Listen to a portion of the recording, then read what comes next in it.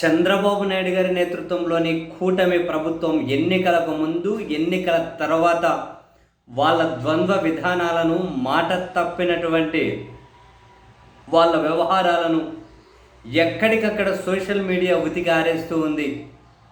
And వీళ్ళ డొల్లతనాన్ని, వీళ్ళ ఫత్ రాజకీయం, అసలు ఒక రాజకీయ నాయకుడు కొన్ని విషయాలు ఇట్లయితే ఉండకూడదు. ఎంత రాజకీయం చేసినా కూడా ఆ విధంగా వీళ్ళ ప్రవర్తన చాలా విషయాల్లో ఉంటూ వస్తుంది.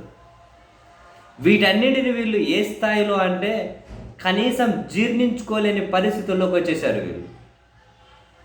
ప్రస్తుతం చంద్రబాబు నాయుడు గారైనా, డిప్యూటీ చీఫ్ మినిస్టర్ గారైనా, వీళ్ళ పార్టీలైనా, వీళ్ళ పత్రికలైనా, సోషల్ మీడియానా, వీళ్ళ వ్యవహారం అంతా ఎట్లుందంటే దుష్ప్రచారం చేస్తే మా పత్రికలే చేయాలి, దుష్ప్రచారం చేస్తే మా టీవీ ఛానల్లే చేయాలి, ఎవరి మీద బురద చల్లాలి అంటే మా సోషల్ మీడియానే చేయాలి, ఏం చేయాలన్నా మేమే చేయాలి, ఏం చేయాలన్నా మేమే చేయాలి.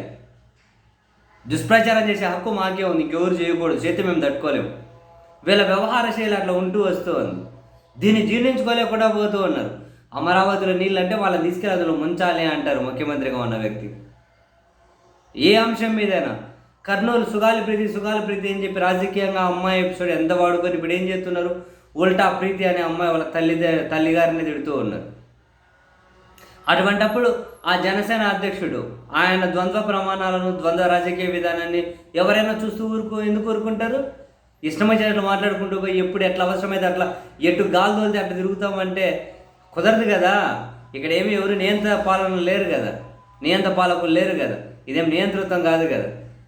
అండ్ యూరియా కష్టాల గురించి కూడా మొత్తం ఈ ప్రభుత్వం తీవ్ర విమర్శలు ఎదుర్కొనేసరికి ఏం చేయాలో తెలియకుండా చంద్రబాబు నాయుడు గారు కూడా అటువంటి వాళ్ళ నోర్లు మూయించేయాలి. యూరియా కష్టాలు ఉన్నాయి, రైతుల కష్టాలు ఉన్నాయంటే అని చెప్పి అంటూ ఉన్నారు.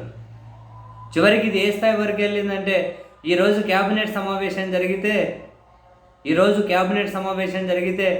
క్యాబినెట్ సమావేశంలో ముఖ్యమంత్రి గారు, ఉప ముఖ్యమంత్రి గారు ఒకరికొకరు సోషల్ మీడియాలో ఈ ఎండ కట్టడం మీద తీవ్ర అసహనానికి గురైపోయారట. మనం సోషల్ మీడియాను కట్టడి చేయాలి, ఎట్లయినా కట్టడి చేయాలి, ఎట్లా కట్టడి చేద్దామనే దాని మీద చర్చించుకున్నారని వాళ్ళ పత్రికలు, టీవీ ఛానళ్ళే రాసుకుంటూ ప్రసారం చేసుకుంటూ వస్తూ ఉన్నాయి ఎట్లా కట్టడి చేయాలి అని. ఎంత చూడండి, వీళ్ళైతే విచ్చలవిడి దుష్ప్రచారం చేయొచ్చు. ఎదుటోళ్ళు నిజం చెప్పినా కూడా జీర్ణించుకోలేరా? అండ్ ప్రతి సోషల్ మీడియాకు ఆధార్ అకౌంటబిలిటీ ఉండే విధంగా చట్టం చేసే అంశం మీద ముఖ్యమంత్రి, ఉప ముఖ్యమంత్రి మాట్లాడుకున్నారట. సేమ్ ఏమేం చేస్తారో చేసుకుంటూ వెళ్ళండి. అదేమి ఒక రాష్ట్రానికి, ఒక ప్రాంతానికి జనరలైజ్ చేసి కాదు, ఒకరికే జనరలైజేషన్ కాదు కదా, చేయండి.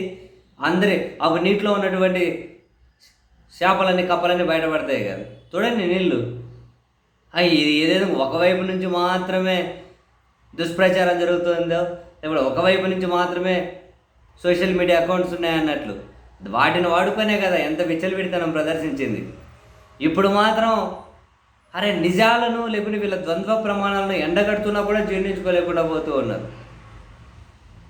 వీటిని జీర్ణించుకోలేకుండా నేను ప్రీతి కుటుంబానికి అండగా నిలబడితే నన్నే నిందిస్తున్నారు అన్నారట. ఏం అండగా నిలబడ్డారు ఈయన? అండగా నిలబడడం అంటే ఏం నిలబడ్డారు? రాజకీయంగా ఈయన వాడుకున్నారు అంశాన్ని. ఇప్పుడు అధికారం ఉన్నప్పుడు అండగా నిలబడబట్టి, అధికారం లేనప్పుడు కేకలేయడం కాదు. పాపం ఆయనకు ఆ డిఫరెన్స్ కానీ తెలిసింటుందని చెప్పి మనమేం అనుకోవాల్సిన అవసరం లేదు. అధికారం ఉన్నప్పుడు కేకలేయడం, అధికారం లేనప్పుడు కదా. ఉన్నప్పుడు ఏంటి కేకలేదు, ఇప్పుడు ఏంటి చూద్దాం.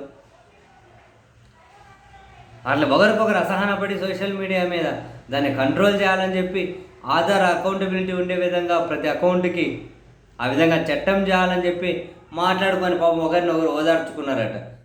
ఆ ప్రీతి అంశం మీద నేను, ఈరువుల అంశం మీద మీరు, ఇద్దరిని సోషల్ మీడియా పండగేసేసింది అని చెప్పి ఒకరినొకరు ఓదార్చుకున్నారట.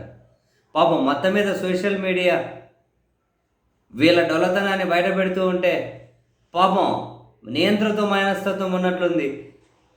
నిజమైంది, అబద్ధమైంది అండ్ జరుగుతున్న తప్పులను ఓవర్కమ్ చేసుకోవడం మీద దృష్టి పెట్టకుండా తప్పు అని ఎత్తి చూపిన వాళ్ళ మీద ఇంత సీరియస్ అవుతున్నారు వీళ్ళంటే అధికారంలో ఉన్న వాళ్ళకి ఫ్రస్ట్రేషన్ ఏంటండి బాబు? ఓయ్ భలే పాలకులు తయారయ్యా ఆంధ్రప్రదేశ్లో మాత్రం.